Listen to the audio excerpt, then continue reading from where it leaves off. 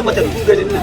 Ita wannan mata ta ka dan gobar ubata a ruwan tafi sai ka bi ka tuba ta mana. Tunda nake a rayuwa ta duniya ban taba ganin mummunar masifa irin wannan ba. Sarki 10 zamani 10. Ƙarya kake ka kwace ga duka. Kai ma bara ne. Mutuwar yake dan damun ka a zuciyanka. Da sai ka samu kankara kai tabantara kamar Allah ne ya koka. Kaɗan ji sanyi. Gaskiya ne.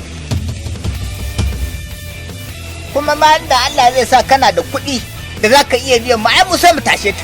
Za ka iya tashin mamaci? Ai abu ne mai sauki ai da ikon Allah an dai muka zo ta girgit. In kai ka gani kuma ka ɗauko waye ba da umarnin? Umarni na banza na wabi tun da ba gangan jikin ka bace ba hannun ka bane ni na dauko ba.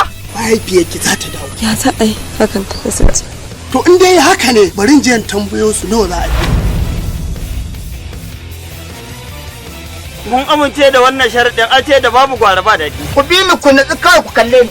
Ku ga yadda ake shirya gadar dare. Kar ki sai da awakan nan yanzu. Ki bari har sai mutanen nan in sun tashi inna ko mu yan uwa dangi in ya so sai mu yi karo mu biya. Wannan ne kabarin sarkar ka?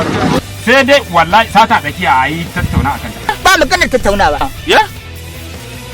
To ba ma nan ba lalata take. Ya je ya ɗebo wasu malamai masu tada mutum. Dan me zaka ce sai ka bada fitowa kafin a turo ta? Wutan ka na zo? An gaya ma wutan ka na zo? To ba zai yiwu ba. Orere! Oje galanye!